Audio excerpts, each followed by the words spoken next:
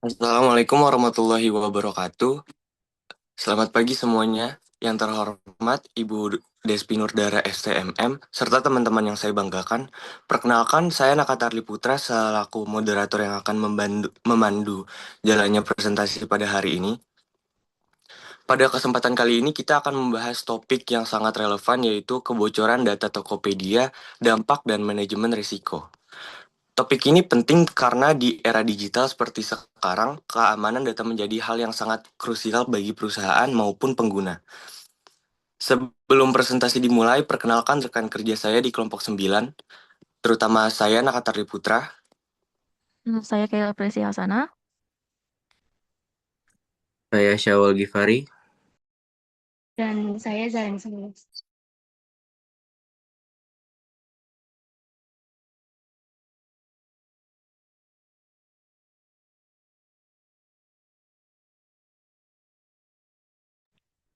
Baik, di sini ada latar belakang yang dimana ada di era digital sekarang, aktivitas jual beli sudah banyak dilakukan secara online melalui e-commerce seperti Tokopedia karena lebih mudah dan efisien. Namun, di balik kemudahan tersebut ada risiko besar terkait keamanan data pribadi pengguna. Salah satu contohnya adalah kasus kebocoran data Tokopedia pada tahun 2020, di mana sekitar 91 juta data pengguna bocor dan diperjualbelikan di internet. Kebocoran ini bisa berdampak pada penipuan, phishing, hingga pengambil alihan akun. Oleh karena itu, penting bagi perusahaan untuk terus meningkatkan dan mengevaluasi sistem keamanannya agar kejadian serupa tidak terulang di masa depan. Boleh di next. Di sini ada kronologi kasus. Kasus kebocoran data Tokopedia mulai terungkap pada awal Mei 2020 ketika seorang hacker mengklaim telah berhasil meretas sistem dan mendapatkan data pengguna dalam jumlah besar. Awalnya dilaporkan sekitar 15 juta data, namun setelah ditelusuri lebih lanjut, ternyata jumlahnya mencapai sekitar 91 juta akun pengguna dan 7 juta akun merchant. Data tersebut kemudian diperjualbelikan di dark web yang meningkatkan risiko penyalahgunaan oleh pihak tidak bertanggung jawab. Data yang bocor meliputi email, username, dan informasi akun lainnya. Meskipun password telah dienkripsi, setelah kejadian ini, Tokopedia memberikan pernyataan resmi dan mengimbau pengguna untuk segera mengganti password sebagai langkah pencegahan. Di sini ada pihak yang terlibat, yaitu hacker, pihak yang melakukan peretasan terhadap sistem Tokopedia. Dan ada Tokopedia sendiri sebagai penyedia platform. Dan ada pengguna, pihak yang paling terkena dampak, karena data pribadi mereka bocor. Dan di sini ada Komdigi yang berperan dalam pengawasan, dan ada BSSN membantu analisis dan investigasi dari sisi keamanan cyber. Di sini ada konteks organisasi. Tokopedia sebagai salah satu e-commerce terbesar di Indonesia punya jumlah pengguna yang sangat banyak, sehingga harus mengelola data dalam skala besar dengan sistem yang cukup kompleks. Kondisi ini bisa membuka celah keamanan kalau tidak dikelola dengan baik. Selain itu, tingginya penggunaan e-commerce juga bikin Tokopedia jadi target utama serangan cyber karena punya banyak data yang bernilai. Selanjutnya memasuki bab ke analisis ancaman dan kerentanan. Nah, pada tahun 2020, Tokopedia sempat mengalami kebocoran yang mencakup sekitar 91 juta akun pengguna. Dari data yang bocor itu termasuk informasi pribadi seperti nama, email, nomor telepon, lalu sampai password yang sebenarnya sudah terenskripsi. Tapi walaupun sudah diamankan, data ini tetap bisa dimanfaatkan oleh pelaku kejahatan, bahkan sampai diperjualbelikan di dark web. Nah, dari sini kelihatan kalau masih ada kelemahan di sistem keamanan dan pengelolaan risikonya. Kemudian kita menganalisis ke threat actor. Kalau dari pelakunya ini diduga dilakukan oleh hacker internal, eksternal, yaitu kelompok Shiny Hunters. Mereka mereka memang dikenal punya kemampuan teknis tinggi, terutama jelas untuk keuntungan ekonomi dari jual beli data ilegal. Selain itu, data yang dicuri juga bisa dipakai buat penipuan atau pencurian identitas. Tapi nggak cuma dari luar, ancaman dari dalam juga tetap harus diperhatikan, misalnya dari kelalaian karyawan. Kemudian selanjutnya ada attack vector. Kalau dari cara serangannya, pelaku memanfaatkan celah di sistem seperti database, API, atau sistem yang belum diupdate. Teknik yang dipakai kemungkinan seperti injection atau credential stuffing, jadi pakai data dari platform lain untuk masuk. Ini nunjukin kalau serangannya bukan cuma dari satu sisi, tapi kombinasi dari kelemahan sistem dan juga kebiasaan penggunanya. Kemudian ada vulnerabilities. Nah, dari sisi kerentanan, masalahnya nggak cuma teknis, perlindungan datanya belum sepenuhnya optimal, kontrol akses masih lemah, dan monitoring juga belum maksimal. Selain itu, pengawasan ke pihak ketiga juga kurang ketat, jadi risikonya makin besar. Boleh di next slide? Kemudian kita menganalisis dampak. Dampak dari kebocoran data ini cukup luas, nggak cuma ke sistem, tapi juga keuangan, lalu ke operasional, reputasi, dan bahkan hukum perusahaan. Nah, dari dampak finansial, dari sisi finansial nih, perusahaan harus mengeluarkan biaya besar buat investigasi, perbaikan, dan peningkatan keamanan. Belum lagi potensi penurunan pendapatan karena kepercayaan pengguna menurun. Serta kemungkinan kena sanksi dari regulator. Kemudian dampak operasional. Secara operasional, layanan bisa terganggu dan tim IT jadi punya beban kerja lebih besar. Perusahaan juga harus menyesuaikan proses bisnis supaya lebih aman ke depannya. Lalu ada dampak reputasi. Kalau dari reputasi, jelas kepercayaan publik menurun. Apalagi ini menyangkut data pribadi, jadi sangat-sangat sensitif. Dampaknya juga bisa ke hubungan dengan mitra bisnis maupun juga ke investor. Kemudian selanjutnya ada dampak hukum. Dari sisi hukum, perusahaan bisa kena sanksi dan juga berpotensi digugat oleh pengguna. Jadi mereka wajib patuh sama regulasi perlindungan data yang berlaku. Kemudian implikasinya nih, jadi dari semua intinya perusahaan harus fokus ke pemulihan setelah insiden, ningkatin sistem keamanan, dan juga menjaga komunikasi yang transparan ke pengguna. Selain itu, kepatuhan terhadap regulasi juga jadi hal yang sangat penting banget. Oke, ya, di slide selanjutnya, di slide ini saya akan jelasin Disaster Recovery Plan atau DRP. Jadi DRP sendiri merupakan rencana yang disusun untuk memulihkan sistem teknologi informasi. Dan itu merupakan setelah terjadi insiden. Seperti kebocoran data yang dialami oleh perusahaan yang kami jadikan studi kasus, yaitu Tokopedia. Lalu proses ini dimulai dari sebentar, dari aktivitas tim tanggap insiden. Nah, identifikasi dan isolasi sistem yang terdampak hingga analisis dampak kebocoran. Nah, selanjutnya dilakukan pemulihan data dari backup yang aman, terus pembaruan sistem, serta penguatan keamanan seperti reset password dan penerapan multi-factor authentication atau MFA. Dan melalui DRP ini, perusahaan bisa mengurangi downtime dan memastikan sistem kembali berjalan dengan aman dan stabil. Nah, di Business Continuity Plan atau BCP, Business Continuity Plan sendiri adalah strategi untuk memastikan bahwa operasional bisnis tetap berjalan meskipun terjadi gangguan. Nah, dalam kasus kebocoran data Tokopedia, BCP berperan dalam menjaga layanan tetap aktif serta meminimalkan dampak terhadap pengguna. Lalu hal ini dilakukan melalui komunikasi yang transparan, penggunaan sistem cadangan, serta dukungan infrastruktur yang andal. Selain itu juga perusahaan juga perlu menjaga kepercayaan pengguna melalui layanan bantuan, edukasi keamanan, dan kesiapan sumber daya manusia.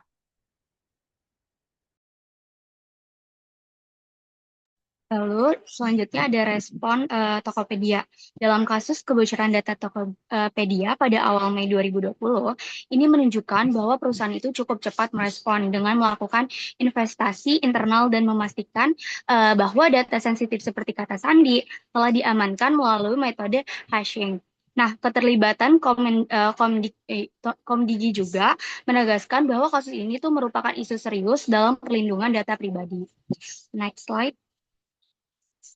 Nah, yang tadi aku agak menyinggung metode hashing. Nah, metode hashing ini adalah teknik dalam keamanan data yang digunakan untuk mengubah satu data, misalnya password. Nah, ini tuh menjadi rangkaian karakter dan karakter panjang yang tetap disebut yang disebut itu hash. Nah, proses ini tuh dilakukan menggunakan algoritma tertentu dan hasilnya tuh tidak dapat dikembalikan ke bentuk aslinya secara langsung atau bersifat satu arah. Sederhananya, ketika pengguna menggunakan password, sistem ini tuh tidak menyimpan hasil hashnya kembali, lalu dibandingkan dengan hash yang tersimpan. Nah, ini aku ada contoh gambarnya yang di bawah. Lalu, next slide. Ada strategi mitigasi. Yang pertama itu ada penerapan firewall dan intrusion detection system atau IDS. Nah, dalam kasus Tokopedia ini, kebocoran data digunakan diduga terjadi akibat adanya akses tidak sah ke sistem. Nah, hal ini tuh mengidentifikasikan bahwa mekanisme pengamasan lalu lintas jaringan masih perlu diperkuat. Nah, dengan adanya penerapan firewall yang lebih ketat serta IDS, aktivitas mencurigakan seperti upaya akses massal atau pengambilan data dalam jumlah banyak itu dapat dideteksi lebih awal. Nah, jika sistem ini berjalan dengan optimal, potensi kebocoran data dalam skala besar seperti yang terjadi ini bisa diminimalkan atau bahkan dicegah sejak awal. Lalu yang kedua itu ada enskripsi data secara menyeluruh. Nah, Tokopedia menyatakan bahwa password pengguna telah diamankan dengan metode hashing, sehingga tidak langsung terbaca. Namun, dari artikel yang ada, data lain seperti email dan informasi akun tetap termasuk dalam data yang bocor. Nah, ini tuh menunjukkan bahwa perlindungan tidak cukup hanya pada password. Oleh karena itu, enskripsi perlu diperluas ke seluruh data yang sensitif. Dengan begitu, meskipun data berhasil diakses pihak luar, informasi tersebut tetap tidak dapat digunakan secara langsung. Next slide. Masih di strategi mitigasi, yang ketiga itu ada implementasi multifactor authentication atau MFA. Nah, Tokopedia itu mengimbau pengguna untuk mengganti password setelah insiden terjadi. Nah, hal ini tuh menunjukkan bahwa keamanan akun tuh masih sangat bergantung pada satu lapisan autentikasi gitu. Padahal jika sejak awal MFA ini diterapkan secara luas, resiko pengambilan akun akibat kebocoran data ini bisa ditekan. Dalam konteks ini tuh MFA menjadi langkah preventif yang penting, bukan hanya solusi setelah insiden. Next slide. Yang slide selanjutnya ada strategi manajerial. Yang pertama itu ada kebijakan keamanan data. Pemerintah melalui Kementerian Komunikasi dan Informatika Republik Indonesia meminta dilakukan penyelidikan internal untuk memastikan adanya perlindungan data pengguna. Nah, ini tuh menunjukkan bahwa kebijakan keamanan data harus diperjelas dan diperkuat gitu.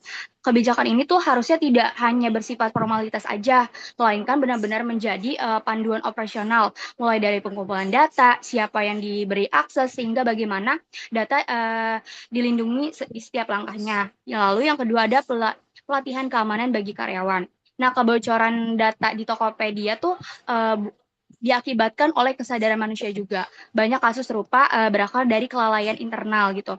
Dalam situasi Tokopedia dengan skala sistem yang besar, kemungkinan ada banget resiko dari sisi manusia gitu. Oleh sebab itu, pelatihan terkait keamanan siber harus dilakukan secara teratur untuk meningkatkan kesadaran karyawan terhadap ancaman seperti phishing atau penyalahgunaan akses internal. Next slide. Masih di strategi manajerial yang terakhir itu ada audit dan evaluasi keamanan secara berkala. Nah, faktanya bahwa data pengguna dapat bocor dalam jumlah yang begitu besar itu menunjukkan adanya celah yang sebelumnya tidak teridentifikasikan gitu. Ini tuh menandakan bahwa audit keamanan belum berjalan dengan optimal apabila Tokopedia tuh melakukan audit secara berkala. Nah, baik yang dilakukan secara internal maupun maupun oleh pihak ketiga, maka potensi kerentanan sistem tuh dapat diidentifikasikan lebih awal sebelum dieksploitasi oleh pihak lain. Oke, saya akan jelasin dari kesimpulan praktek kami. Jadi kasus kebocoran data di Tokped ini nunjukin kalau ancaman keamanan siber itu nyata dan bisa berdampak besar juga. Bukan cuma ke data, tapi juga ke kepercayaan pengguna atau konsumen. Dari berbagai sumber yang dianalisis juga terlihat kalau respon perusahaan memang cukup cepat, tapi masih kurang dalam hal transparansi dan penjelasan detail ke publik. Ini juga jadi poin penting nih, karena di situasi krisis ini, kejelasan informasi sama pentingnya dengan perbaikan sistem itu sendiri. Nah, di sisi lain, kasus ini juga nunjukin bahwa pelindungan data nggak cukup hanya mengandalkan satu lapisan keamanan aja, tapi perlu kombinasi antara teknologi yang kuat dan pengelolaan internal yang baik. Nah, selain itu, penerapan Disaster Recovery Plan atau DRP dan Business Continuity Plan atau BCP juga jadi hal yang wajib supaya ketika insiden ini terjadi lagi, sistem bisa cepat pulih dan layanan tetap berjalan.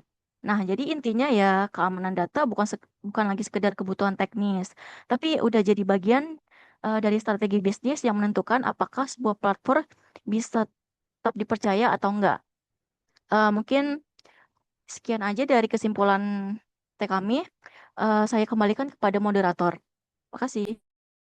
Oke, terima kasih teman-teman kelompok 9 yang sudah menjelaskan materi kebocoran data Tokopedia, dampak dan manajemen risikonya. Selanjutnya, bagi teman-teman yang ingin mempertanyakan materi pada kelompok 9 ini, dipersilahkan ya teman-teman.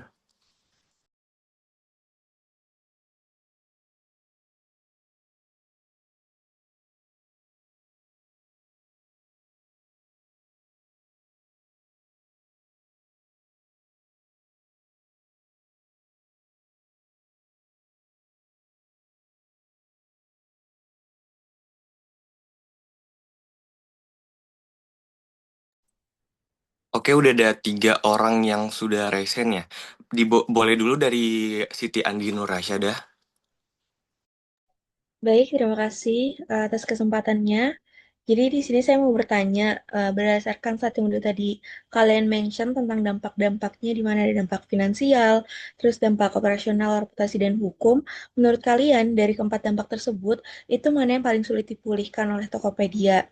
Nah, lalu apa alasannya? Boleh tolong dijelaskan. Terima kasih.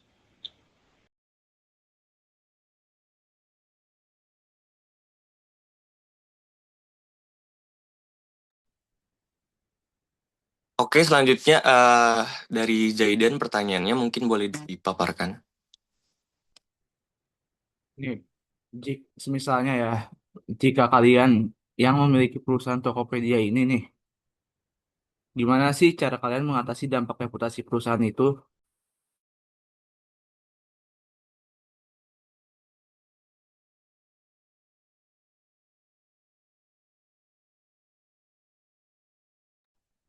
Oke, selanjutnya boleh dari Naila Zulfarianto.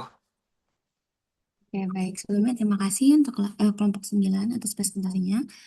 Jadi aku mau nanya di bagian analisis ancaman yang tadi kalian udah jelasin ya. Kan kalian nyebutin beberapa kelemahan sistem. Nah, menurut kalian tuh yang paling fatal itu yang mana dan kenapa bisa sampai nggak terdeteksi dari awal?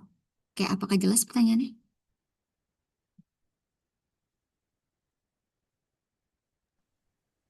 Sudah jelas. Oke, terima kasih.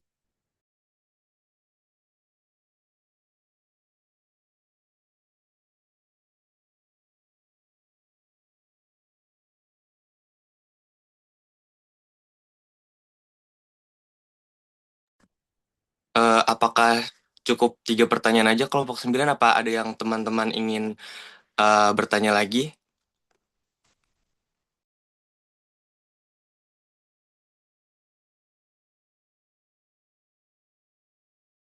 Baik, mungkin tidak ada lagi yang menanya. Mohon maaf Bu, Ibu Despinur Dara, untuk kelompok 9 mungkin boleh diberi waktu untuk berdiskusi terkait teman-teman yang sudah bertanya. Silakan. Baik Bu.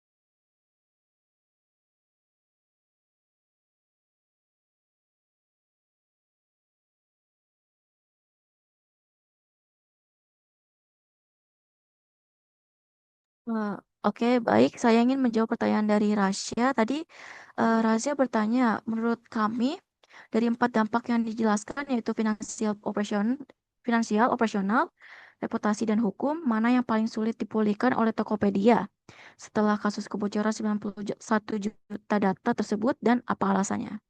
Jadi menurut kami sendiri, kalau dari 4 dampak tersebut, menurut kami yang paling susah tuh reputasi ya, karena kan kalau data bocor kan kepercayaan konsumen atau pengguna jadi turun.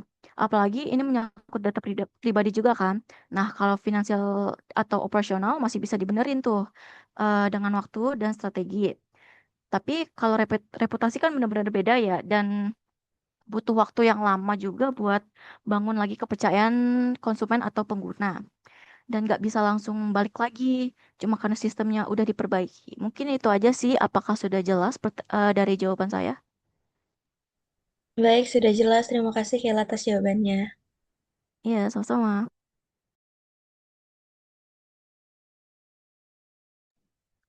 Oke, baik. Saya izin mengulangi pertanyaannya Zaidan, yaitu jika kalian yang memiliki perusahaan Tokopedia ini, bagaimana cara kalian mengatasi dampak reputasi perusahaan itu? Izin menjawab, kalau kami sebagai pemilik Tokopedia, kami akan fokus mengatasi dampak reputasi dengan beberapa langkah. Yang pertama, kami akan bersikap transparan kepada publik supaya tidak menimbulkan ketidakpercayaan. Yang kedua, kami akan meningkatkan sistem keamanan, misalnya dengan enkripsi data, penggunaan multifaktor authentication, serta sistem keamanan seperti firewall dan intrusion detection system.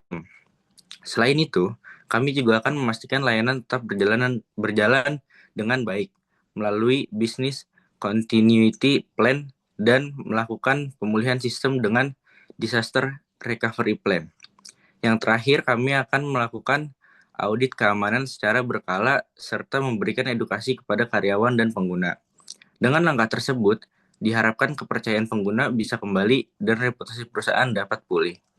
Apakah menjawab, Zaidan? Cukup terjawab. Terima kasih, Sawal. Oke, sama-sama Zaidan. Oke, di pertanyaan selanjutnya, tadi tuh Naila ada bertanya di bagian analisis ancaman mana yang ancaman kalian menyebutkan ada beberapa kerentanan. Nah, menurut kalian yang paling fatal itu yang mana dan kenapa bisa sampai titik tidak terdeteksi sejak awal? Nah, menurut kami itu ada di bagian attack vector. Nah, yang di mana nih kerentanan yang di mana ada kayak API atau teknik serangan terjadi interaction dan credential itu stuffing itu namun terjadi dampaknya itu bisa menjadi sangat besar ketika tidak ada sistem yang mampu mendeteksi aktivitas mencurigakan sejak awal. Nah, hal ini tuh membuat hacker bisa mengakses dan mengekstrak data dalam jumlah besar tanpa segera dihentikan. Nah, selain itu juga ada lemahnya kontrol akses memungkinkan penyerangan yang sudah berhasil untuk masuk untuk menjelajah lebih dalam ke sistem tanpa batasan yang ketat. Nah, kondisi ini tuh bisa tidak terdeteksi sejak awal karena pelindungan data yang belum optimal. Nah, sistem ini yang tidak diperbarui juga, serta minimnya pengawasan baik secara internal maupun terhadap pihak ketiga gitu. Nah, sehingga adanya celah keamanan yang sebenarnya sudah tidak teridentifikasikan tuh lebih awal melalui audit dan monitoring yang efektif gitu. Apakah terjawab, Naila? Iya terjawab. Terima kasih Rani.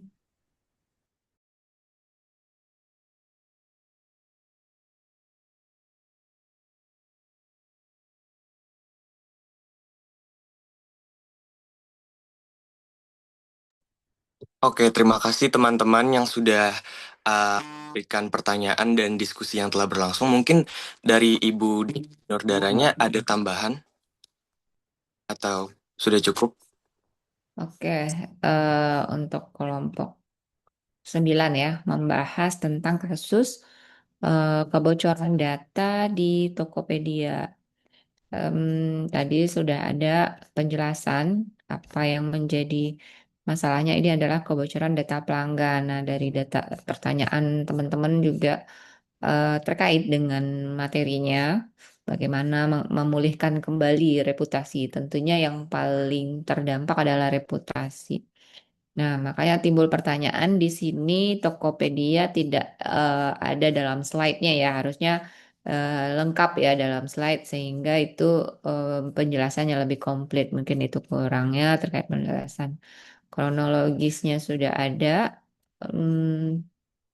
masalahnya ada, cuman ada mitigasi ya. Dan untuk respon Tokopedia hanya sekilas saja. Ya, dari paparan ini dapat kita lihat ya, pentingnya menjaga apa namanya, menjaga sistem dari sebuah hacker atau permasalahan ya yang akan berdampak. Ini hanya kebocoran data itu lebih ke pelanggan juga dirugikan. Di sini ada dua pihak yang dirugikan ya, ke pelanggan dan juga si Tokopedia-nya sendiri. Dan kemudian bagaimana kita lihat setelah terjadi itu, bagaimana dengan reputasi Tokopedia? Kalau menurut saya masih lumayan ya, tapi kalau dibandingkan di awal-awal juga sudah agak mulai menurun kepercayaan. Tetapi tergantung juga sih, si pelanggan kadang menemukan lebih murah ya, itu aja. Kalau bisa ditarik kembali dapat lebih murah, pelanggan sih masih oke menggunakan Tokopedia ya. Jadi mungkin treatment dari Tokopedia untuk memulihkannya bisa juga salah satunya mungkin dengan persaingan dengan platform-platform lain. Nah, dapat kita lihat di sini juga tidak hanya juga peran dari teknologi, maksudnya penguatan dari sisi teknologi itu, tetapi juga ada peran dari manajemen dan operasionalnya di sana, bagaimana dia melakukan pengelolaan terhadap keamanan cybernya. Tadi kan kenapa nggak kedeteksi gitu, seperti pertanyaan terakhir. Nah, itu mungkin ada faktor-faktor yang mungkin miss di sana. Jadi terjadinya permasalahan biasanya karena adanya kelengahan. Nah, dengan adanya kelengahan seperti itu, mungkin lebih diperketat lagi, itulah standar mitigasi untuk mengatasi permasalahan kebocoran data atau hacker yang menyusup kepada sistem-sistem yang rentan ya, yang untuk mengakibatkan kerugian. Nanti kita bahas ada beberapa apa saja sih yang menjadi apa faktor-faktor apa yang menyebabkan serangan itu terjadi dan bagaimana mengatasinya. Nanti ada di materi hari ini. Mungkin selanjutnya mungkin kita lihat dari versi kelompok 10 dari perusahaan lain juga ya. Untuk kelompok 9 cukup. Terima kasih. Dan kelompok 10 apakah sudah siap? Sudah siap, Ibu? Ya, Ada silakan. Ibu.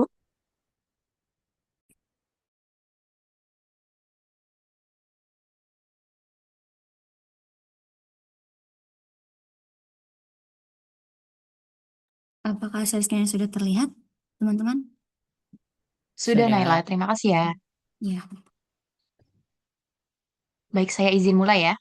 Assalamualaikum warahmatullahi wabarakatuh. Selamat pagi, Ibu Dr. Despi Nurdara, STMM, selaku dosen pengampu mata kuliah Manajemen Information System dan teman-teman sekalian. Perkenalkan, saya Safana Kauri dari kelompok 10 selaku moderator, dan rekan saya yaitu Lydia Dewi Setriarini dan Zaidan Zidnavan Santana. Nah, pada kesempatan kali ini, kami akan mempresentasikan laporan analisis kami, yaitu studi kasus serangan ransomware pada Pusat Data Nasional Sementara atau PDNS 2 Indonesia pada tahun 2024. Untuk materi pertama akan dipresentasikan oleh Lydia. Lydia, dipersilakan.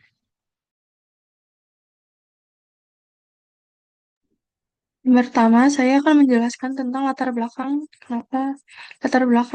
PDNS 2. Di era digital, pemerintah makin bergantung pada teknologi untuk mendukung pelayanan publik efisiensi administrasi dan pertumbuhan ekonomi lewat SPBE, serta pembangunan infrastruktur digital yang terintegrasi. Salah satu bentuk penerapannya adalah PDNS sebagai pusat pengolahan data secara terpusat. Namun, di balik manfaat itu, masih ada risiko besar seperti kebocoran data dan serangan cyber yang bisa mengganggu layanan publik dan menurunkan kepercayaan masyarakat. Hal ini terlihat dari insiden ransomware pada PNS Surabaya pada 20 Juni 2024 yang dilakukan oleh kelompok Brainkeeper dengan varian Lockbit 3.0, sehingga menyebabkan gangguan pada sejumlah layanan pemerintah, kebocoran data sensitif, serta dampak lanjutan seperti kerugian finansial, rusaknya reputasi, dan turunnya kepercayaan publik terhadap pemerintahan.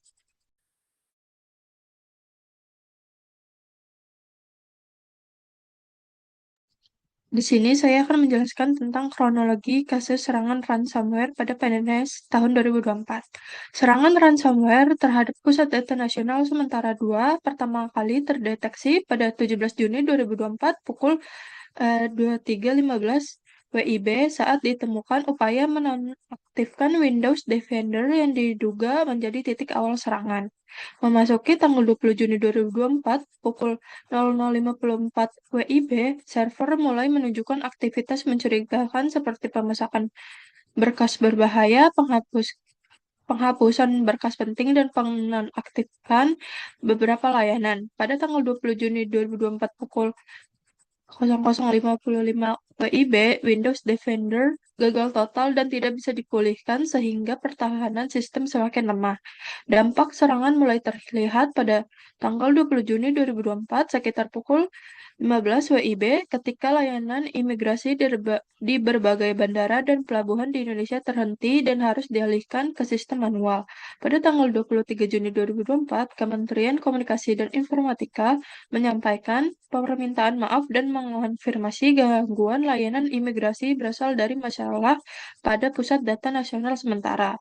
Lalu, pada tanggal 24 Juni 2024, pemerintah memastikan serangan tersebut merupakan varian ransomware Brainkeeper yang berkaitan dengan Lockbit 3.0 dengan sekitar 210 layanan terdampak.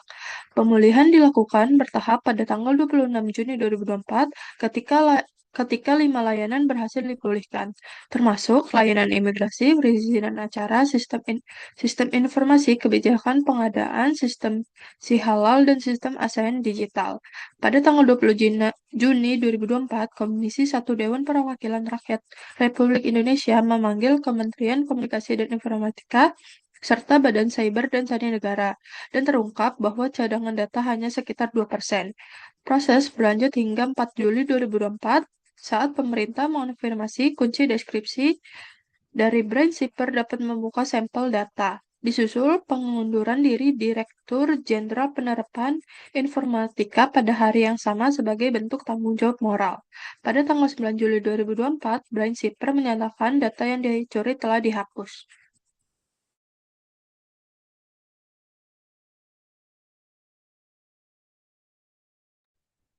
Pihak apa saja yang terlibat? Adapun pelaku penyerangan pihak yang terdampak kasus ransomware PDNS 2 yaitu yang pertama dari pihak pelakunya yaitu Brainkeeper Ransomware Group.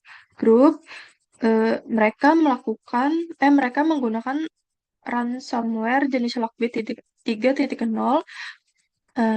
Yang kedua, pihak terdampaknya ada Kementerian Komunikasi dan Informatika, Kominfo. Yang ketiga, Badan Cyber dan Sandi Negara, BSSN. Yang keempat ada kementerian atau lembaga pemerintah. Yang kelima ada masyarakat Indonesia. Dan yang keenam ada PT Telkom Indonesia, Telkom Sigma.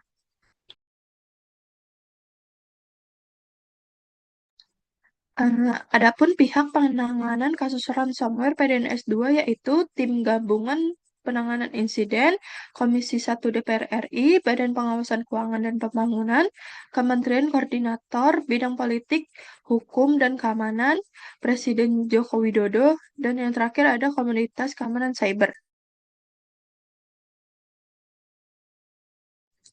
Adapun konteks organisasi PDNS 2, Pusat Data Nasional sementara merupakan infrastruktur penting pemerintah yang berfungsi untuk mengelola dan menyimpan data serta aplikasi dari berbagai kementerian, lembaga, dan pemerintah daerah, sehingga berperan besar dalam menjaga kelancaran layanan publik.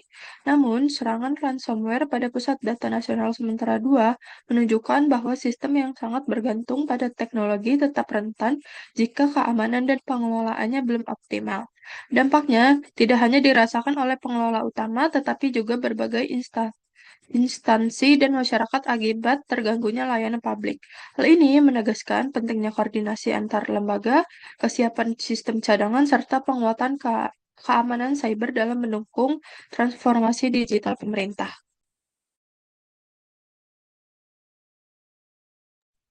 Adapun analisis ancaman dan kerentanan, yang pertama ada analisis ancaman, threat analysis. Dalam kasus serangan ransomware terhadap Pusat Data Nasional sementara 2, pelaku diduga merupakan kelompok kejahatan cyber terorganisir bernama Brainsweeper yang terkait dengan varian Lockbit 3.0 dan bermotif utama keuntungan finansial. Terlihat dari tuntutan tebusan sekitar 8 juta dolar Amerika Serikat. Serangan ini menunjukkan kemampuan teknis yang tinggi karena pelaku mampu menonaktifkan sistem keamanan, mengenkripsi data dalam jumlah besar, dan mengganggu layanan publik secara luas. Pola serangan tersebut juga menandakan adanya pembagian peran dalam kelompok, seperti pengembang malware, operator serangan, dan pihak yang mengurus negosiasi tebusan yang sejalan dengan tren ransomware as a service. Yang kedua ada analisis kerentanan, vulnerability analysis. Pada kasus serangan ransomware terhadap Pusat Data Nasional sementara 2, karena kerentanan utama terlihat dari sistem cadangan data yang kurang optimal, kontrol keamanan endpoint yang lemah, sehingga antivirus bisa dinonaktifkan. Kemungkinan sistem yang belum diperbarui secara rutin, pengelolaan akses yang kurang ketat, serta minimnya monitoring dan deteksi dini terhadap aktivitas mencurigakan. Secara keseluruhan, hal ini menunjukkan bahwa kelemahan tidak hanya ada pada sisi teknis, tetapi juga pada tata kelola dan kesiapan organisasi dalam menghadapi insiden cyber.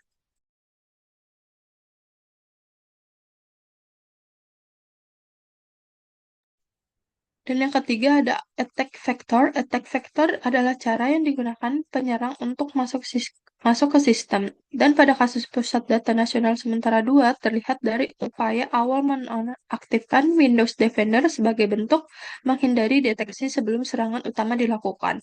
Setelah berhasil melewati pertahanan, penyerang menginstal file berbahaya, menghentikan layanan, dan mengenkripsi data.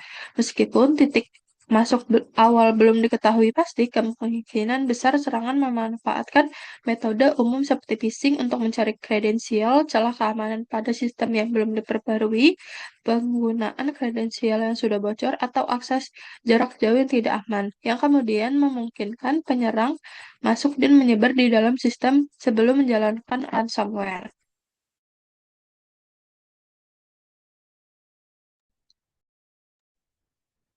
Baik, habis itu saya akan menjelaskan materi saya sendiri, yaitu analisis dampak.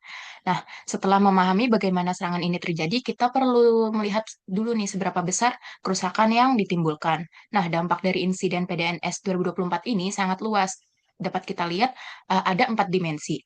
Nah, yang pertama itu ada dampak finansial. Peretas menuntut tebusan sebesar 8 juta dolar AS atau sekitar 131 miliar. Nah, meskipun pemerintah menolak membayar, biaya pemulihan tetap besar, termasuk migrasi darurat ke Amazon Web Service yang tentunya membebani anggaran negara. Nah, ditambah kerusakan reputasi yang membutuhkan waktu panjang untuk dipulihkan dan potensi penurunan kepercayaan investor yang menghambat arus investasi ke Indonesia. Dan yang kedua, dampak terhadap institusi. Sebanyak 282 instansi pemerintah terdampak dan hanya 44 yang berhasil diselamatkan. 44 layanan Kemendikbudristek terganggu, bahkan data strategis dari Badan Intelijen, TNI, dan Polri ditemukan dijual di dark web, yang sangat mencoreng citra pemerintah di mata publik maupun internasional. Boleh di next slide?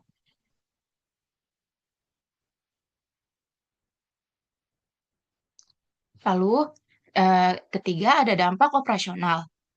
Yang pertama ada level critical dan major. Nah, level critical ini gangguan total atau parsial fungsi utama layanan publik seperti kehilangan data, hilangnya akses ke mesin virtual di berbagai instansi. Nah, sedangkan level major sendiri 210 sampai 239 instansi pusat dan daerah mengalami gangguan operasional. Kemudian dampak operasional juga mendampak buruk layanan publik.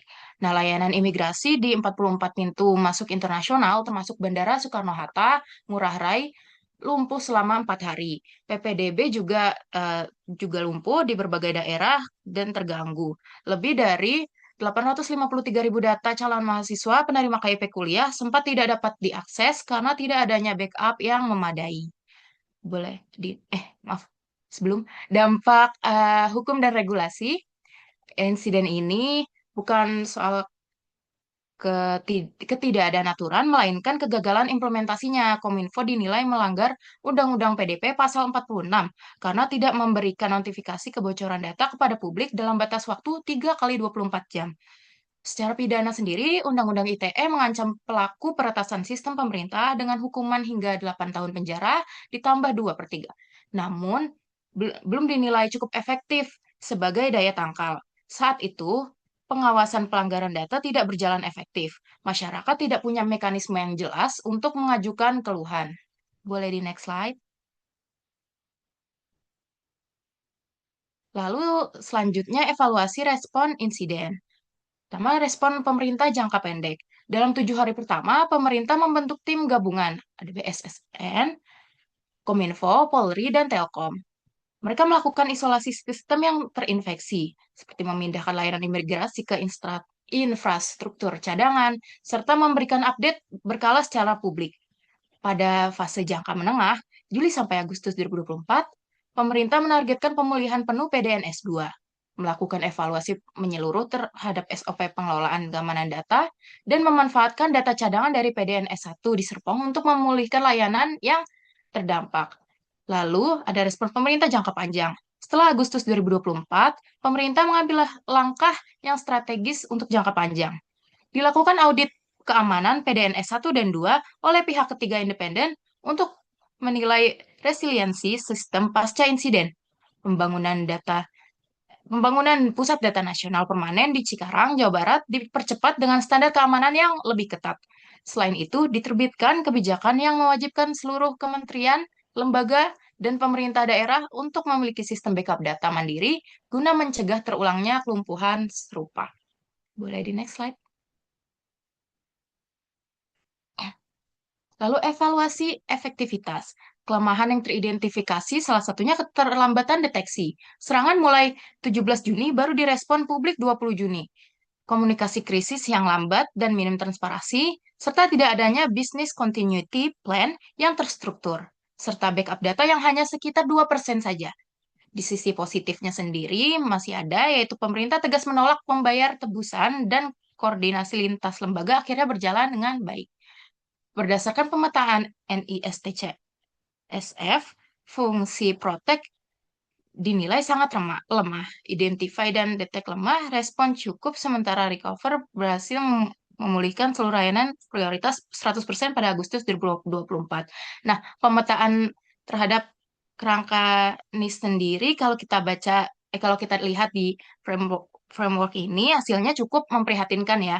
Dimulai dari fungsi Identify yang dinilai lemah, PDNS tidak memiliki inventarisasi aset yang komprehensif maupun penilaian resiko yang dilakukan secara rutin.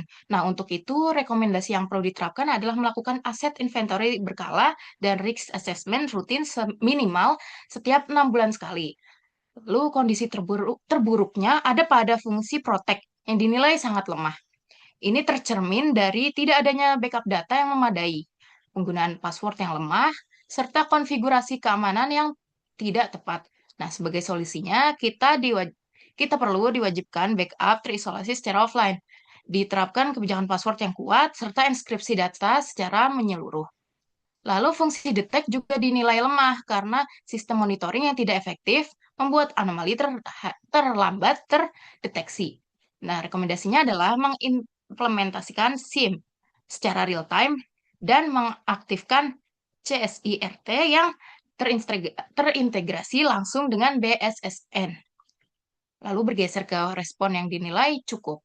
Respon memang terbentuk namun lambat tanpa panduan prosedur yang jelas. Nah, kedepannya perlu disusun SOP tanggap insiden yang berstandar dan tim respon harus dilatih secara berkala agar siap menghadapi situasi serupa. Lalu terakhir, fungsi recover dinilai lemah karena pemulihan sepenuhnya bergantung pada kunci deskripsi dari pelaku tanpa rencana pemulihan sendiri.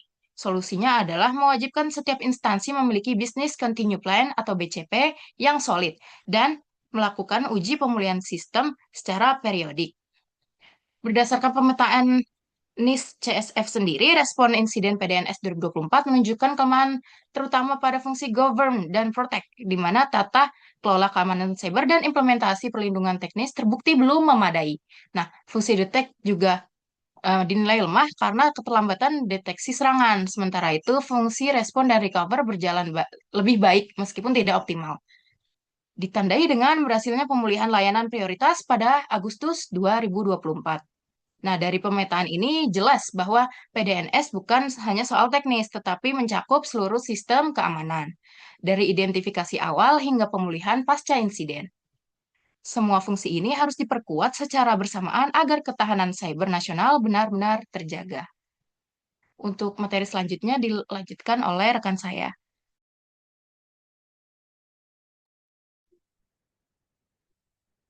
Nah, selanjutnya ada strategi mitigasi. Dalam strategi mitigasi itu ada beberapa strategi mitigasi, yaitu yang pertama adalah mitigasi teknis. Yaitu yang pertama adalah backup data berlapis terisolasi dan terisolasi. Karena maksud dari backup data berlapis dan terisolasi itu yaitu ah, untuk memastikan backup data yang komprehensif, terenkripsi dan terisolasi dari jaringan utama. Nah, itu tuh kenapa harus mempunyai backup data karena untuk menghindari pengulangan kasus hanya 2% server yang terbackup. Yang kedua ada monitoring keamanan 24/7, yaitu Operational Security Operation Center tanpa henti dan deteksi dini untuk mencegah keterlambatan respon. Nah, selanjutnya itu ada pembaruan sistem dan patching berkala. Maksud dari pembaruan sistem dan patching berkala yaitu memastikan seluruh server, aplikasi, dan perangkat lunak menggunakan versi terbaru untuk menutup celah kerentanan yang sering dimanfaatkan ransomware. Yang selanjutnya ada implementasi protokol keamanan cyber. Ah, maksud dari protokol keamanan cyber ini adalah untuk meningkatkan penggunaan firewall, endpoint detection and response, dan manajemen akses ketat, atau bisa disebut sebagai multi authentication atau MFA. Boleh di next slide. Nah, yang selanjutnya itu ada mitigasi manajerial dan tata kelola. Nah, di sini tuh ada beberapa teknis, yaitu ada penguatan prosedur penanganan insiden, yaitu mengevaluasi dan memperkuat efektivitas protokol respon insiden bersama BSSN untuk tindakan yang lebih cepat dan terkoordinasi. Yang kedua adalah peningkatan kapasitas SDM, yaitu pelatihan keamanan cyber secara berkala kepada tim IT untuk meningkatkan kewaspadaan terhadap phishing dan teknik serangan rekayasa sosial lainnya. Yang ketiga ada audit keamanan berkala, yaitu melakukan penetration testing dan audit kerentanan dan data secara menyeluruh oleh pihak ketiga yang independen. Yang keempat ada strategi komunikasi krisis, yaitu pemerintah harus menerapkan komunikasi krisis yang transparan dan empatik, ah, termasuk memberikan permintaan maaf dan informasi yang jelas kepada publik terkait progres pemulihan. Selanjutnya bisa di next slide. Nah, yang dari strategi mitigasi yang ketiga itu adalah standarisasi global. Di sini tuh ada maksud di situ ada beberapa aspek dari standarisasi global, yaitu yang pertama ada kerangka kerja ISO 27001, yaitu manajemen yang memiliki 3 poin, yaitu manajemen aset dan kontrol akses. Yang kedua ada keamanan operasional dan fisik. Dan ketiga ada keamanan SDM dan manajemen insiden. Nah, yang selanjutnya itu ada refleksi insiden PDSN 2024, yaitu kegagalan utama pada domain manajemen insiden, keamanan operasional, dan keberlangsungan bisnis. Yang ketiga itu ada target masa depan, yaitu implementasi ISO 27001 secara komprehensif sebagai fondasi ketahanan cyber nasional.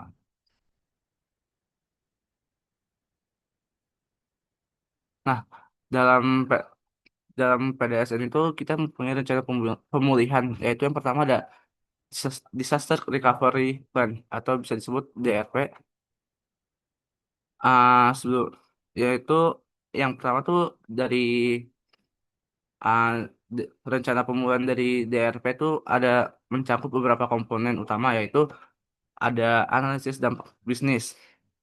Maksud dari di situ tuh di analisis dampak bisnis tuh kita mempunyai 2 poin, yaitu mengidentifikasi layanan kritis yang masuk dari mengidentifikasi layanan kritis imigrasi, yaitu harus harus dipulihkan terlebih dahulu seperti layanan imigrasi, perizinan, dan portal autentikasi. Yang kedua tuh ada penerapan target RTO dan RPO. Nah, yang selanjutnya tuh ada strategi pemulihan data.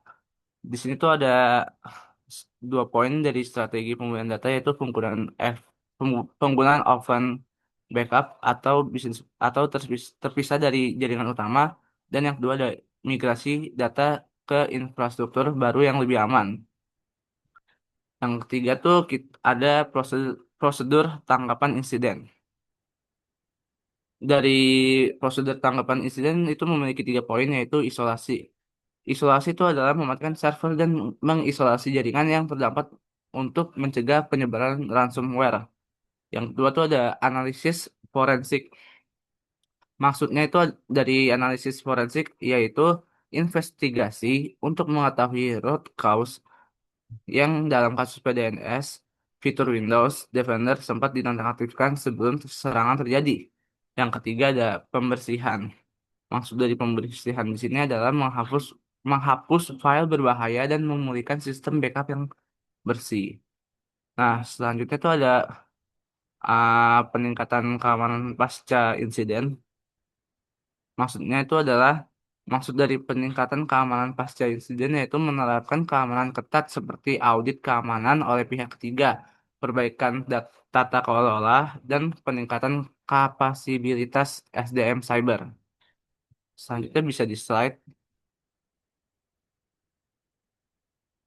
Oke, di sini tuh kita ada rencana pemulihan dengan cara BCP atau Business Continuity Plan. Ah, yang per, ah, s- di Business Continuity Plan itu ada 3 faktor, yaitu yang pertama ada fase tanggap darurat. Di fase tanggap darurat tuh kita memiliki 2 poin, yaitu isolasi sistem PDNS 2 dari tenan lain. Maksudnya itu adalah memutus jaringan PDNS 2 yang terinfeksi untuk mencegah penyebaran ransomware lebih lanjut ke tenan lain. Yang kedua itu adalah kolaborasi lintas instansi BSSN, Kominfo, Polri untuk identifikasi ransomware. Nah, yang selanjutnya itu ada fase pemulihan berbasis zona. Di fase pemulihan berbasis zona itu ada 3 poin juga, yaitu yang pertama ada rebuild, yaitu maksud dari rebuild itu adalah yaitu melakukan rebuild arsitektur keamanan dan mendeskripsi data secara bertahap setelah kunci diberikan oleh peretas. Dan yang kedua tuh ada prioritas. Maksudnya itu adalah mendahulukan pemulihan layanan publik penting seperti layanan imigrasi dan portal autentikasi. Nah, yang ketiga tuh kita ada scanning. Maksud dari scanning itu adalah melakukan scanning dan pembersihan secara menyeluruh untuk memastikan malware benar-benar hilang sebelum sistem diaktifkan kembali. Nah, Yang ketiga tuh kita ada fase keberlanjutan jangka panjang.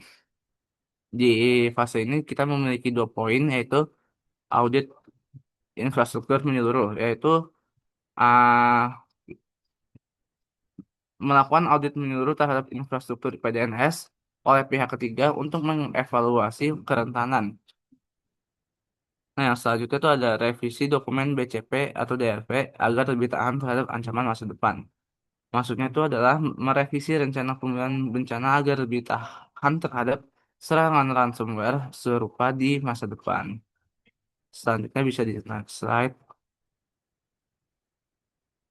Nah, dari hasil dan pelajaran berharga dari PDNS 2024 kita tuh ada beberapa poin, yaitu status pemulihan Agustus 2024, yaitu layanan prioritas pulih secara 100% dan seluruh seluruh data terdampak berhasil didekripsi. Yang kedua tuh ada yang kedua tuh ada pelajaran penting, yaitu ada urgensi backup, yaitu kita tuh yang harus memiliki cadangan data rutin secara offline ataupun cloud. Nah, yang kedua itu ada kesiapan dokumen, yaitu DRP yang solid adalah kunci utama menjaga kepercayaan publik dan monitoring ketat, yaitu fitur keamanan sistem tidak boleh dinonaktifkan tanpa prosedur resmi. Bisa di next slide. Nah, kesimpulan dari kasus yang kami kerjakan yaitu serangan ransomware Brian Chipper pada Juni 2024 mengungkapkan kelemahan fatal pada manajemen keamanan endpoint dan eksploitasi kredensial yang melumpuhkan 282 instansi pemerintah. Kegagalan sistemik ini diperparah oleh keadaan backup otomatis di mana hanya 2% saja data yang tercadangkan, sehingga memicu dampak finansial besar serta potensi pelanggaran hukum sesuai UU PDP. Meskipun pemulihan layanan prioritas mencapai 100% pada Agustus 2024. Insiden ini memberikan pelajaran penting mengenai urgensi deteksi dini, penguatan tata kelola data nasional, dan efektivitas manajemen komunikasi krisis di masa depan.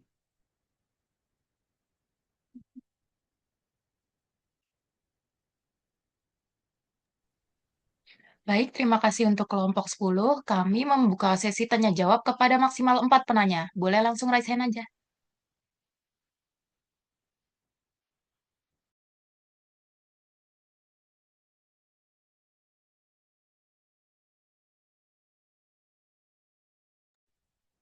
Untuk Saskia boleh. Oke, terima kasih untuk paparan materinya kelompok 10.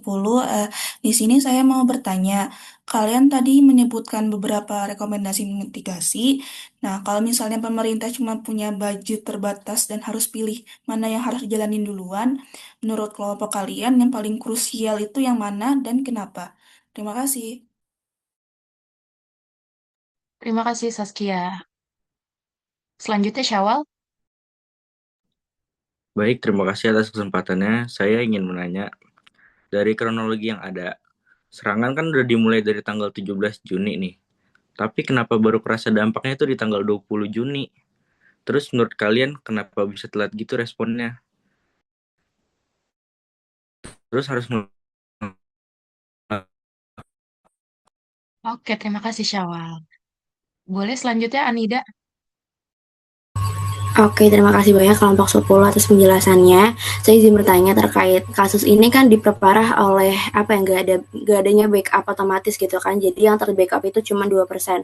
Nah, mengingat PDNS ini kan sistem sangat penting ya bagi layanan publik. Nah, menurut kalian kenapa nggak ada backup sistem otomatis, dan apakah itu tuh karena keterbatasan teknis ataupun anggaran, atau itu cuman kelalaian dari sistem pengelolaannya? Apa alasan dibalik gak adanya sistem backup otomatis itu jadinya diperparah sama cadangannya itu cuma 2%? Itu aja sih, terima kasih. Terima kasih Anida. Boleh selanjutnya Davina. Oke, terima kasih sebelumnya untuk kelompok 10 atas penjelasannya. Jadi pertanyaan aku, kenapa di slide sebelumnya itu dilampirkan bahwa kunci deskripsi itu kan udah bisa ngebuka sampel data itu di bulan Juli. Tapi kenapa pemulihan penuhnya itu hanya baru ditargetkan di bulan Agustus? Kenapa nggak bisa langsung aja gitu? Dari aku cukup. Terima kasih. Oke, terima kasih semuanya. Sebelumnya, Ibu, saya meminta waktu selama 5 menit untuk berdiskusi dengan kelompok. Oke.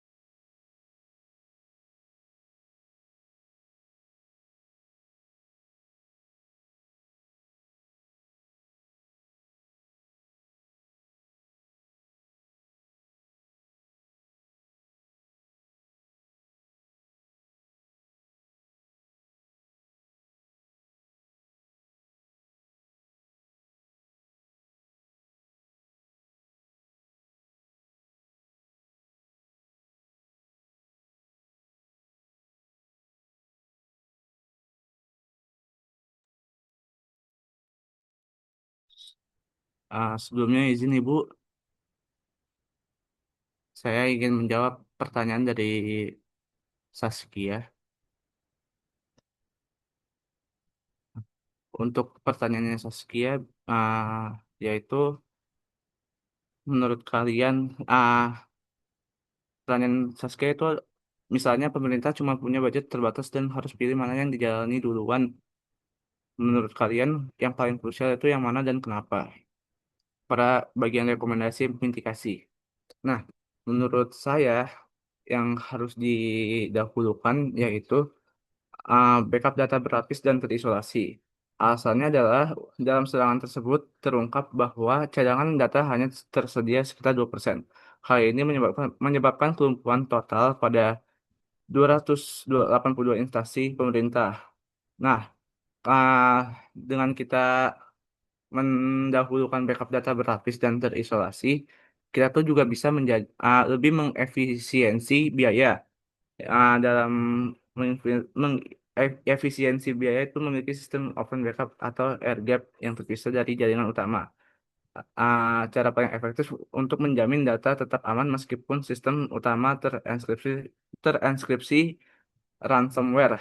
Tanpa ini biaya pemulihan akan membengkak jauh lebih besar daripada biaya operasional backup itu sendiri. Nah, yang selanjutnya tuh ada monitoring keamanan 24 jam per 7. Kenapa sih kita tuh mendahulukan yang monitoring keamanan 24/7 ini? Karena tuh serangan sebenarnya sudah terdeteksi sejak 17 Juni 2024 kan. Namun baru mendapat respons publik pada 20 Juni.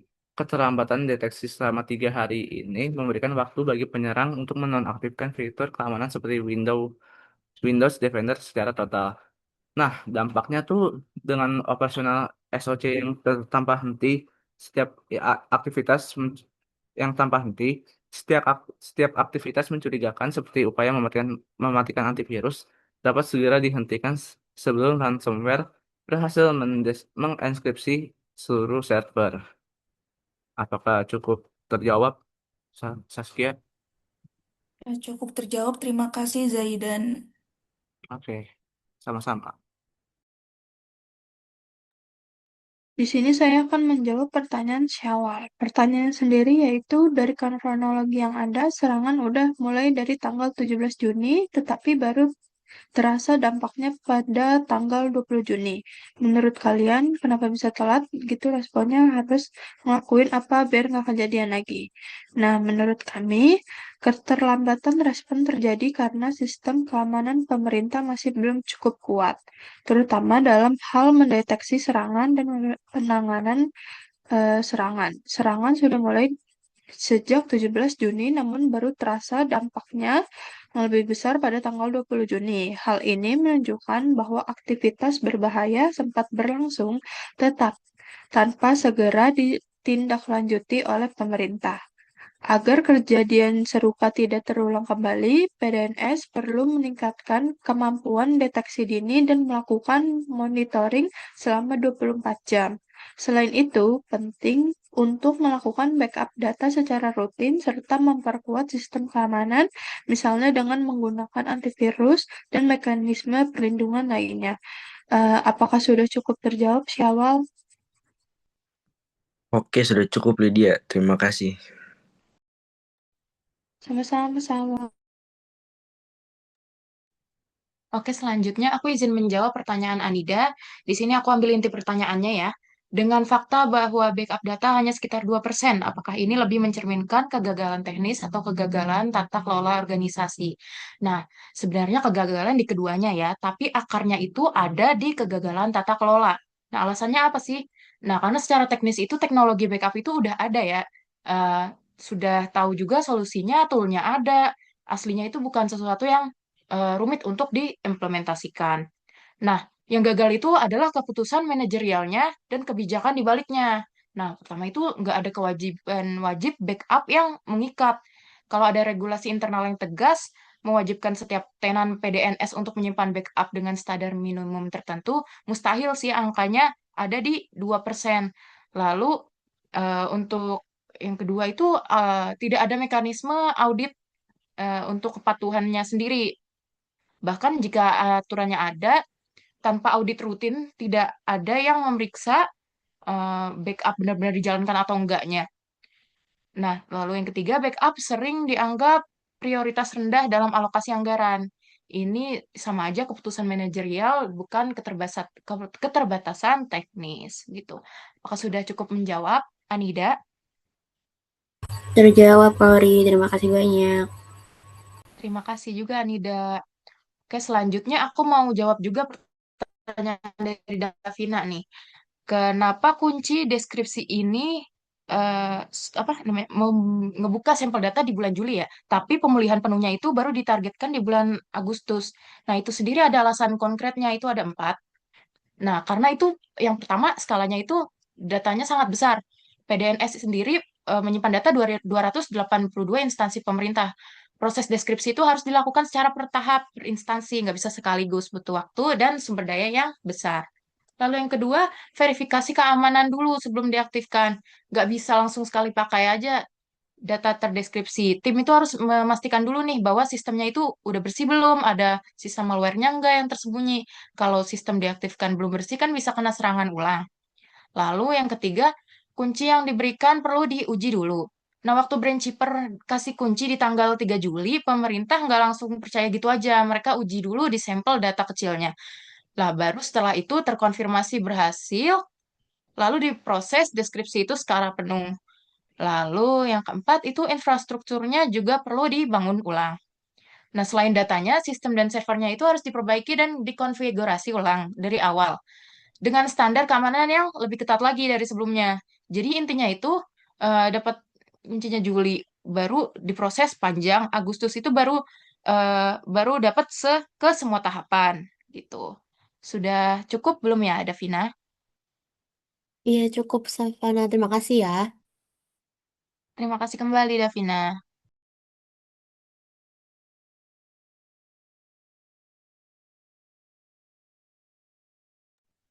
Oke, sebelumnya sebagai penutup, insiden ransomware PDNS 2024 bukan hanya sekedar kegagalan teknis, melainkan cermin dari lemahnya tata kelola digital nasional secara menyeluruh.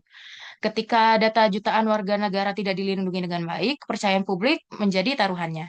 Kami berharap analisis ini tidak hanya berhenti untuk tugas saja, tetapi dapat menjadi kontribusi nyata dalam mendorong kesadaran akan pentingnya keamanan informasi, baik di lingkungan pemerintahan maupun masyarakat luas. Eh, Baik, kurang lebihnya mohon maaf dari presentasi kelompok 10. Untuk Ibu Despinur, kalau ada tambahan boleh dipersilahkan. Terima kasih. Oke, baik kelompok 10 untuk presentasinya. Terima kasih tadi juga menjelaskan ya terkait dengan kebocoran data juga kurang lebih mirip dengan yang di Tokopedia. Bedanya kalau Tokopedia lebih ke bisnis, ini lebih ke data nasional juga penduduk juga ya. Nah, tadi juga ada beberapa pertanyaan-pertanyaan yang melengkapi pembahasan terkait dengan masalah keamanan ya, keamanan cyber ini. Nah, memang itu menjadi perhatian penting saat ini ya, karena semua itu sudah menggunakan teknologi saat ini. Nah, jadi tantangannya ada ya, kalau kalau kalau menggunakan teknologi itu rawan. Nah, sehingga perlu ada eh, sistem keamanan yang kuat dari setiap perusahaan atau pemilik data tersebut. Nah, di sini kerentanan dan keamanan inilah yang dieksploitasi oleh si peretas ini. Dia memanfaatkan celah untuk dapat menyusup dan bahkan tadi juga ada keterlambatan juga dalam mengatasi mitigasi ya dari sudah terdeteksi sebelumnya tetapi lambat ditangani itu juga menjadi terlihat dari faktor manajemen bisa jadi di sana atau faktor memang kesulitan-kesulitan tadi yang sudah disampaikan oleh kelompok ini. Jadi peran manajemen organisasi juga berkontribusi di sana.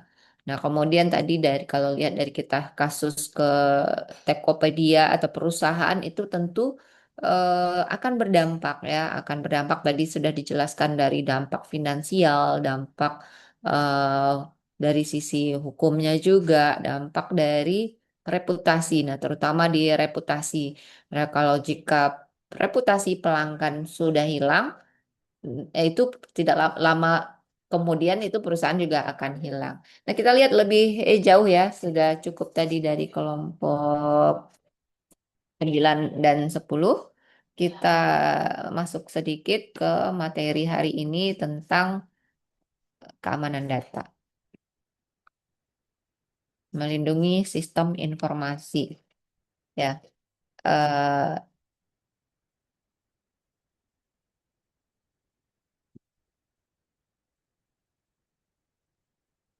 nah, melindungi sistem informasi itu penting ya, karena perusahaan itu menjadi, kalau apalagi saat ini ya, sistem informasi di perusahaan menjadi kayak semacam hal yang krusial dalam dasar kita lihat membahas-bahas sebelum-sebelumnya sistem informasi itu juga menjadi dasar untuk pengambilan keputusan.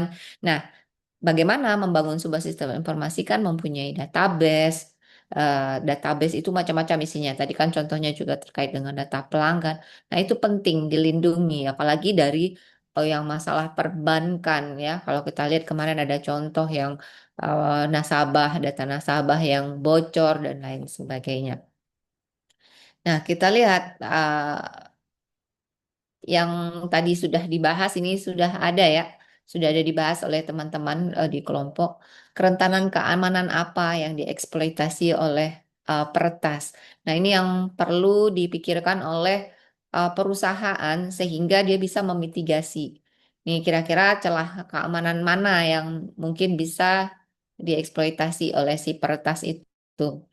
Kemudian faktor manajemen organisasi dan teknologi apa yang berkontribusi pada keamanan ini. Nah, eh, kalau faktor-faktor ini termasuk kebijakan juga ya, kebijakan terkait keamanan yang mungkin tidak memadai, kurangnya kesadaran terhadap keamanan. Ada contoh, ini bukan faktor sistemnya mudah disusupi sendiri, tetapi juga faktor ke kelengahan atau ketidakpedulian ya. Contohnya nih, kalau dulu-dulu pernah terjadi kasus APK undangan pernikahan ya, sehingga dia bisa menduplikasi si handphone tersebut, mengirimkan pesan-pesan ke setiap kontaknya, minjem uang, minta uang dan sebagainya. Nah, di perusahaan ini bisa ada salah satu contoh, misalnya karyawan ada email itu tidak jelas dari siapa pemiliknya. Kemudian ada mungkin link apa yang harus diklik. Nah, ini ada mungkin perlu juga mempersiapkan atau membekali karyawan itu dengan awareness-nya gitu ya. Jadi eh, dia klik email itu, ternyata masuklah si malware ke dalamnya yang menyusupi sistem sehingga terjadi peretasan terhadap sistem tersebut. Nah, ini pentingnya dalam manajemen organisasi. Kemudian apa dampak bisnis dari masalah ini? Tadi sudah dijelaskan ya, dampaknya bisa paling krusial itu tadi ditanya apa, reputasi, kepercayaan, kemudian juga dampak finansial, mulai juga gangguan operasional. Nah, jadi terjadinya peretasan tentu proses operasional juga terganggu ya. Nah, misalnya ada terjadi serangan cyber terhadap eh, target apa sistem datanya tersebut yang misalnya nih ada pesaing atau apa, ini sudah ada data informasi eh, kartu kredit dari pelanggan. Nah, ini bisa dicuri datanya. Nah, sehingga kita kadang-kadang ada ya dapat WhatsApp atau apa dari mana-mana yang kita tidak ketahui yang sangat mengganggu. Itu kan bisa merugikan juga, entah dari mana dapatnya dan lain sebagainya. Nah, kemudian di sini juga ada peran etika dan moral dalam keamanan sistem informasi. Nah, ini kalau kita lihat dari gambar ini adalah tantangan keamanan terhadap kerentanan apa-apa saja. Jadi di sini eh, ada server ya, ada klien, ada server, kita lihat di sini. Nah, kerentanan terhadap pengguna itu bisa akses yang tidak diizinkan, menyusup. Tadi juga sudah ada yang membahaskan di situ. Ada penyadapan di sana, kemudian juga ada pengiriman pesan palsu seperti tadi ya. Ada yang mengirimkan email atau APK yang ternyata itu adalah malware. Nah, di sini terjadi bisa disusupi karena adanya kerentanan dari si server perusahaan itu tersebut. Bisa mudah dihack, masuk malwarenya masuk, kemudian ada pencurian dan serangan-serangan lainnya. Nah, kalau kerentanan dari sistemnya sendiri, kalau di sistem ini ada hardware ya, kalau dari sisi hardware ya pencurian si perangkat kerasnya tersebut, atau bisa juga ada kalau di hardware itu tersimpan data, ada perubahan data atau kegagalan atau kerusakan dari si perangkat keras tersebut. Nah, kerentan ini bisa timbul dari faktor-faktor teknis organisasi. Kemudian lingkungan juga diperburuk oleh misalnya keputusan manajemen yang buruk. Nah, misalnya sistem itu dapat mengizinkan akses ke data yang berharga selama misalnya eh, ada data yang mungkin tidak otorisasinya tidak terbatas seperti itu. Misalnya mungkin terbatas tapi harusnya bisa lebih terbatas lagi supaya tidak terlalu banyak orang yang bisa mengakses data tersebut supaya keamanan terhadap pencurian data itu tidak menjadi lebih rentan. Nah, ini kita lihat ya software-software yang berbahaya kalau kita sudah akrab dengan istilah virus dan lain sebagainya ya. Di sini ada namanya malicious software programs. Nah, ada virus. Kita lihat ini virus ini adalah perangkat lunak yang berbahaya yang mengikatkan dirinya pada program perangkat lunak lain atau arsip yang dijalankan. Ini yang dinamakan virus. Kalau misalnya kita colok sana flash disk, colok sana itu rentan terkena virus ya, bisa membuat laptop kita hang atau rusak atau sistem itu tidak bisa kita gunakan lagi kalau ada yang menyusupkan virus ke dalam sistem.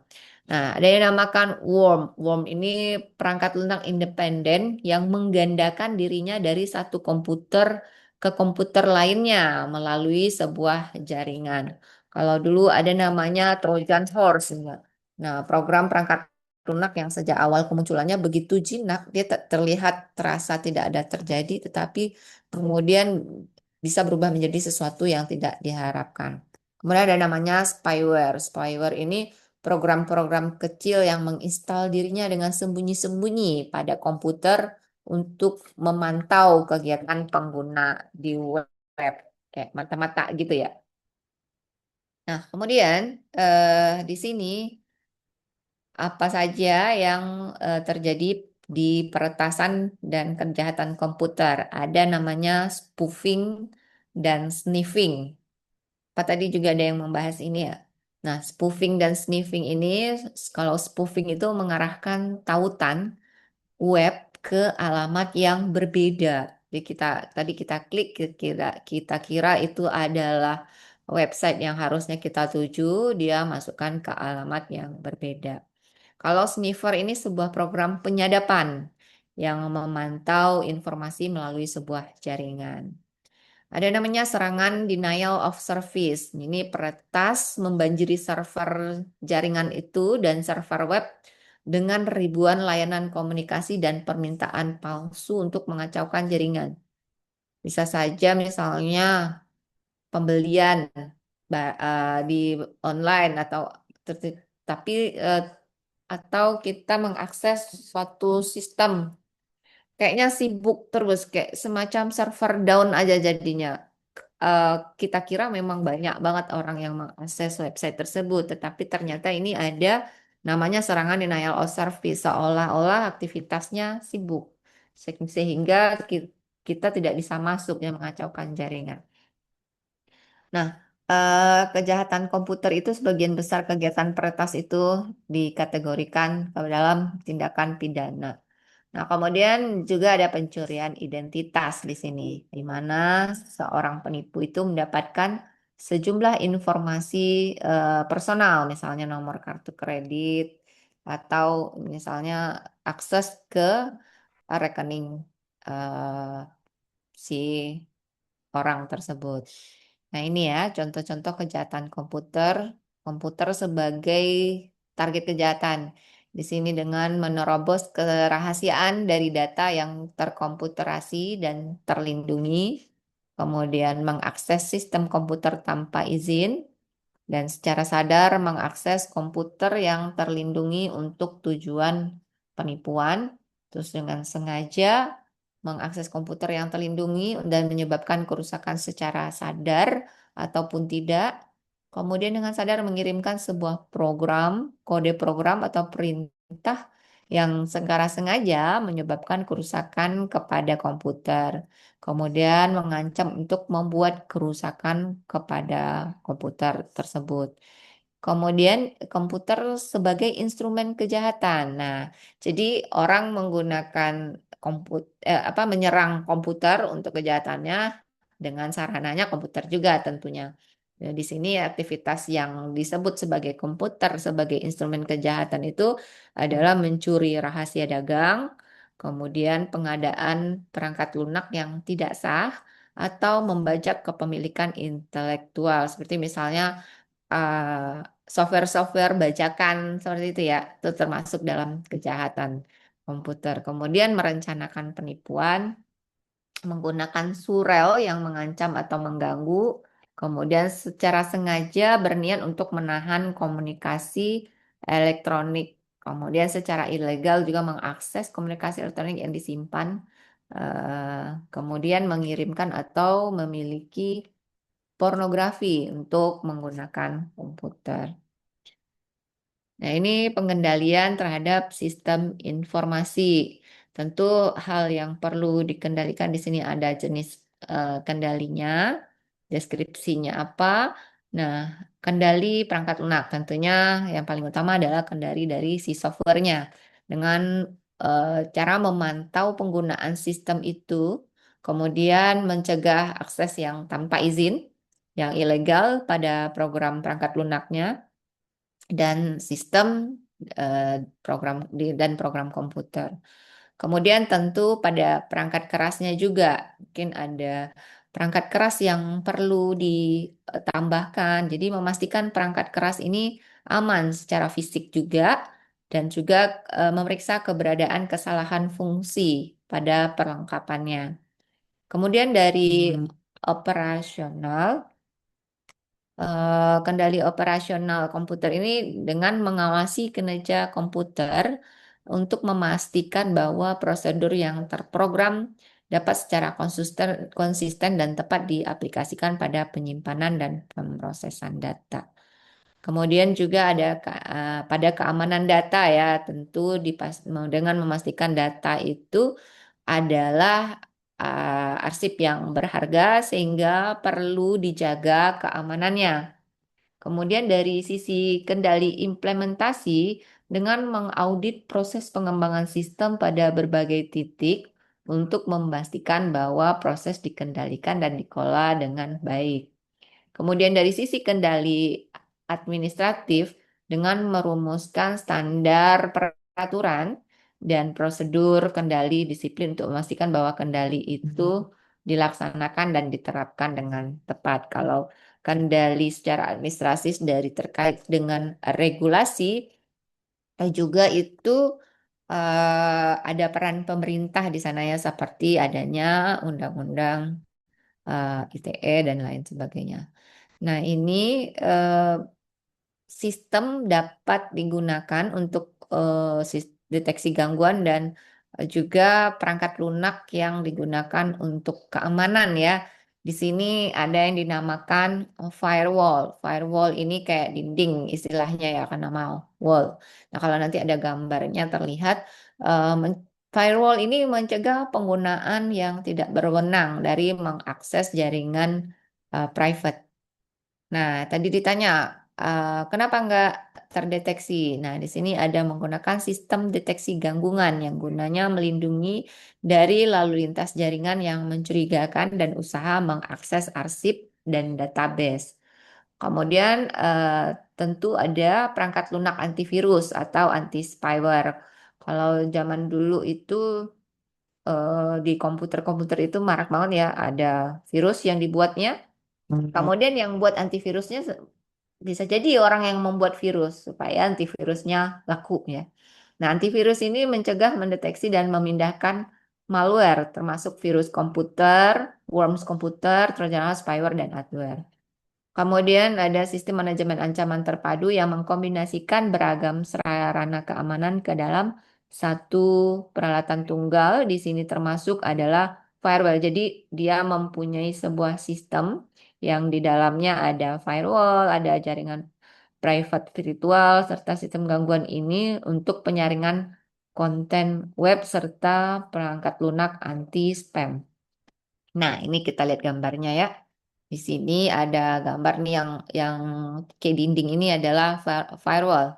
Firewallnya itu ada dua, dari outer dan inner. Nah, di depan ini ada internet. Nah, internet ini sumber ya, sumber masuknya traffic semua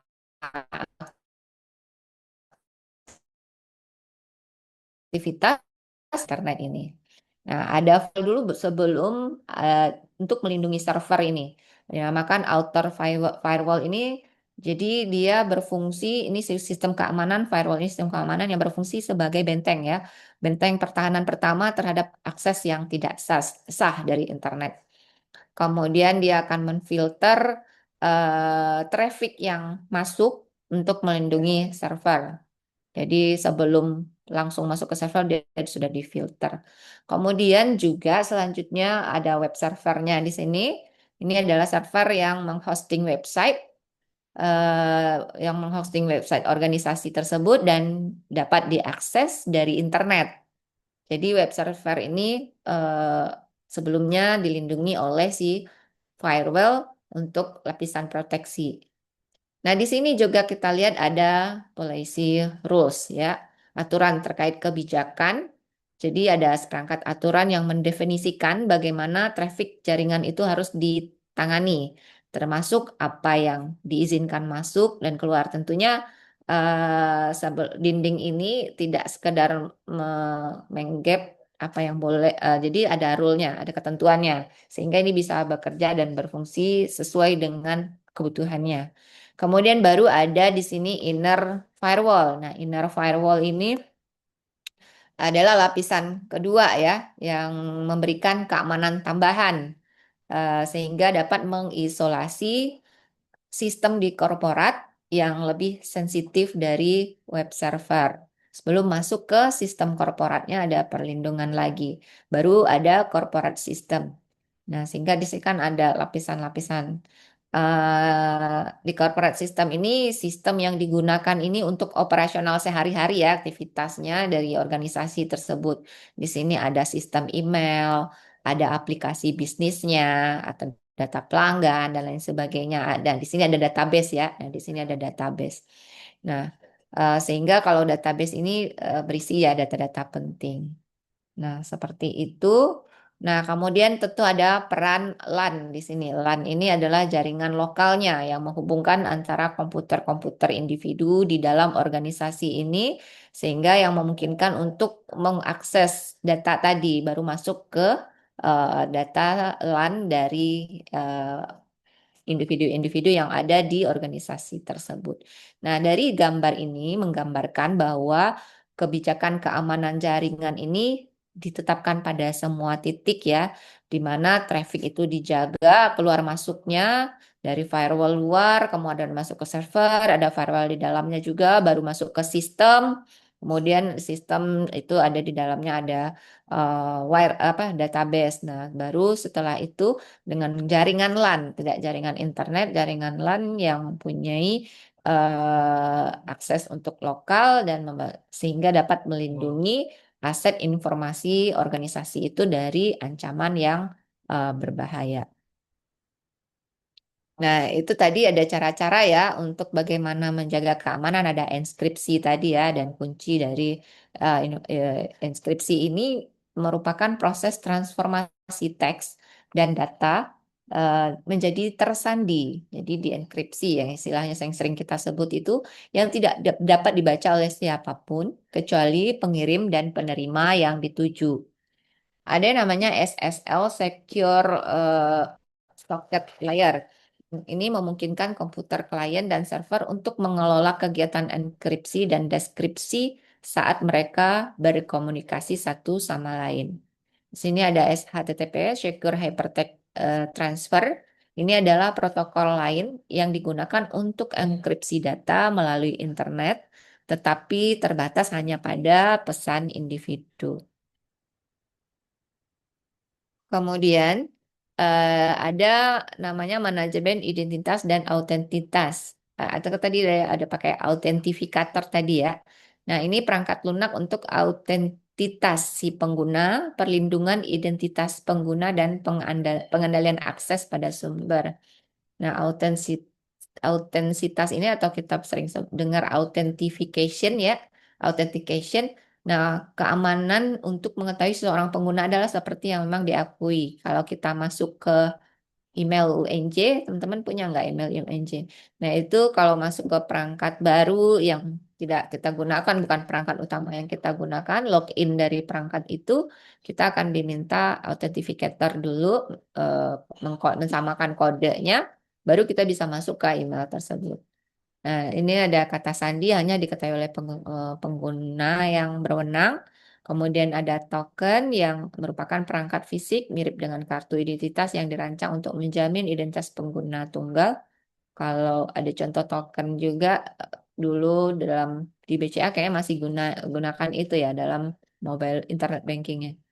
Kemudian ada kartu pintar, perangkat seukuran kartu kredit yang memuat chip yang diformat dengan informasi izin akses dan data lainnya.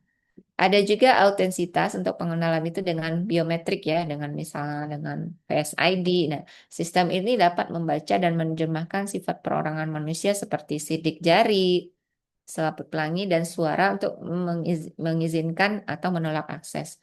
Jadi lebih ke biometrik ada face, seperti contoh Face ID, sidik jari, atau dengan suara. Tapi dengan suara juga rentan ya, saat ini AI bisa meniru suara orang ya. Nah, mungkin itu teman-teman tambahan untuk lebih ke materi yang contohnya tadi sudah dibahas oleh teman-teman di beberapa kasus yang per kelompok tadi. Sampai di sini, ada yang ingin ditanyakan? Minggu depan kita UTS. Ibu, saya izin bertanya, kalau misalkan kan kan saya sering dengar ya kalau kita pakai wifi publik atau di mana itu bisa disadap ya Bu. Itu tuh contohnya itu dari teknik yang tadi Ibu jelaskan tuh sniffing atau bukan ya Bu? Salah satu teknik dari penyadapan itu. Penyadapan wifi ini, Iya. dari mananya Berarti mana iya. sniffing. Nah, sniffing ini penyadapan yang memantau ya, bisa termasuk dalam memantau jaringan. Dekat kalau ada ya, pernah nggak dengar kasus dia mengakses internet bankingnya melalui wifi umum ya? Itu ya seperti itu ya, Naila sampaikan. Nah, ya ini bisa termasuk sebuah program penyadapan sehingga dia bisa masuk ke dalam jaringan wifi tersebut. Ngeri juga ya kita menggunakan, makanya hati-hati kalau saya mau transfer ke bank atau menggunakan internet banking itu saya matikan dulu wifi, takutnya dia connect ke wifi apalagi di tempat-tempat umum yang kita tidak bisa jamin keamanannya ya, bisa di macam-macam ya. Kalau saat ini itu semakin tinggi proteksi, semakin tinggi keahlian, kemajuan teknologi semakin bagus atau semakin tinggi juga kemampuan si hacker ini untuk meretas itu, meretas.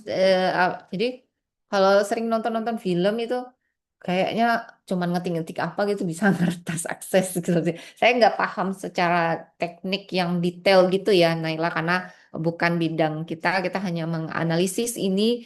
eh, Kita bisa setidaknya kalau kita memiliki sistem informasi kita tahu nih apa yang perlu diperkuat apa. Nah, ini salah satunya memang yang disebut dengan sniffer tadi. Naila.